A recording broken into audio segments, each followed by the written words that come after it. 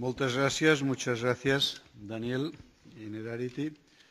Tenim entre nosaltres el comissari europeu, amic Joaquín Almunia. Bienvenido, Joaquín.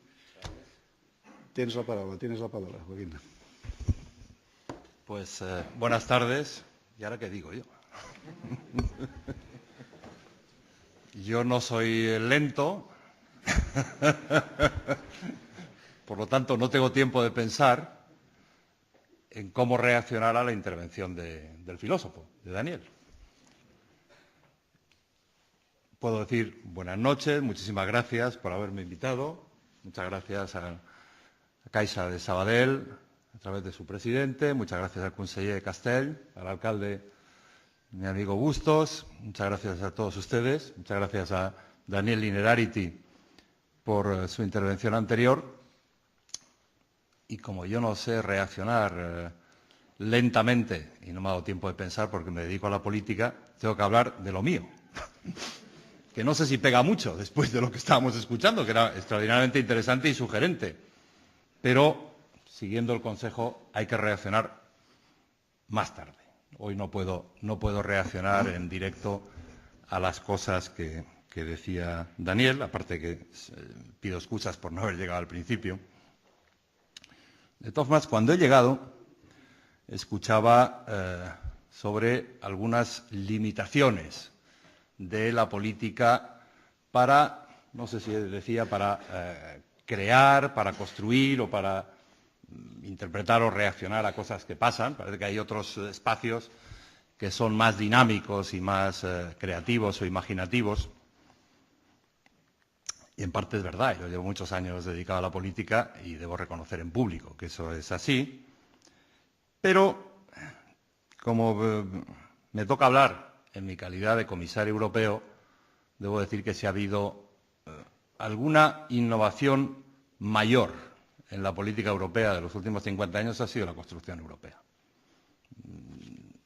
Cómo responder ante conflictos, ante dramas, ante desafíos en los que hemos vivido y ha vivido nuestro continente no solo durante años del siglo pasado, sino durante siglos, era una pregunta a la que durante mucho tiempo no se le consiguió dar respuesta y Europa era un lugar donde había guerras a veces civiles, a veces entre potencias, a veces entre religiones, a veces entre imperios, pero no conseguíamos dar con la solución, o no consiguieron nuestros antepasados dar con una solución que nos permitiese vivir a los europeos por lo menos en paz.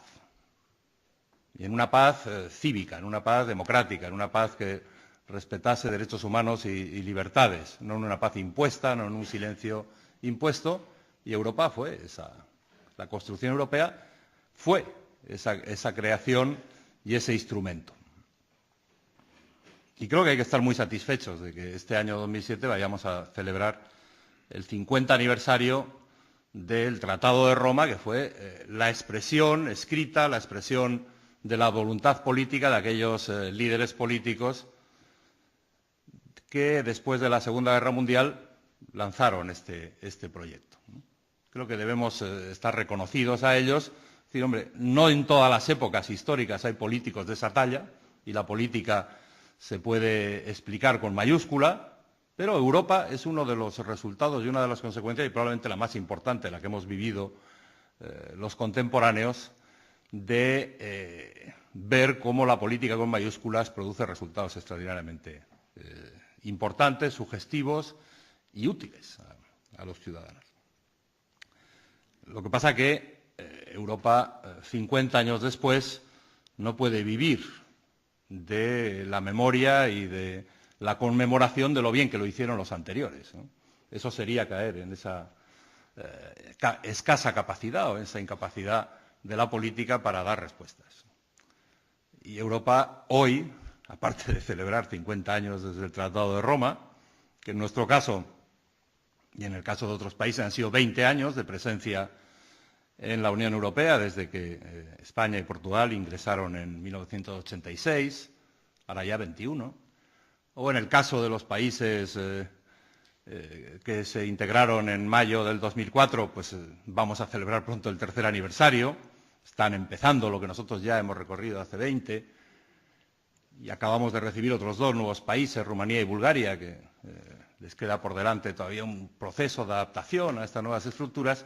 Pero además de todo eso, que está suponiendo que para otros europeos Europa sea hoy lo que para nosotros suponía hace 20 años y lo que para alemanes y franceses o belgas o italianos supuso hace 50, que es ese referente de paz cívica, de paz que permite asentar sobre ella el progreso y el desarrollo de las iniciativas personales y el desarrollo de sistemas que producen más igualdad y más cohesión.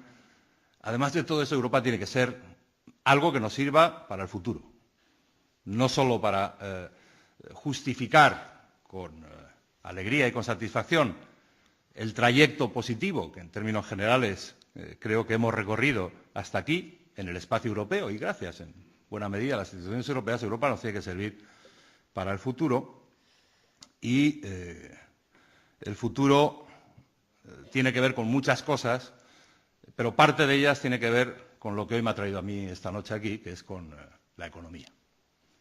Y voy aterrizando a lo mío. En los últimos años, yo llevo ejerciendo esta responsabilidad de comisario europeo desde hace casi 3 años, desde abril del 2004. En los últimos años, explicar Europa a través de un altavoz económico o como responsable económico no era fácil. Era fácil explicar lo que pasaba en algunas partes de Europa, por ejemplo, aquí en España. La economía iba bien. No solo lo dice este gobierno, sino que el anterior lo repetía mucho, que la economía iba bien. Y es verdad, llevamos ya unos cuantos años, bastantes, de crecimiento económico, de creación de empleo. Sigue habiendo problemas, por supuesto, pero las cosas iban bien y siguen yendo bien. Pero en términos generales, Europa lo estaba pasando mal desde el punto de vista económico.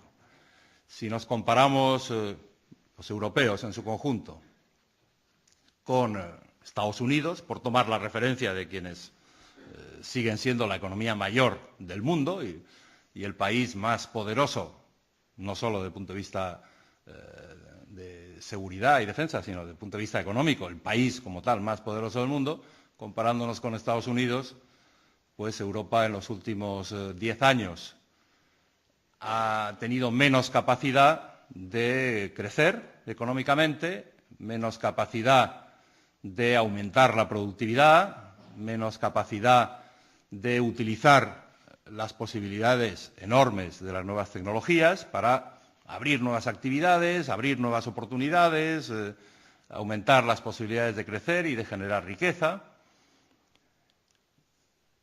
Y Estados Unidos es nuestra referencia porque van por delante de nosotros, pero claro, si nos comparamos con los que quieren estar al mismo nivel que nosotros cuanto antes, ahí las diferencias ya han sido mucho mayores. China lleva 20 años creciendo al 10% anual. La India se ha incorporado más tarde, pero se ha incorporado también a esos países que crecen casi al 10% anual.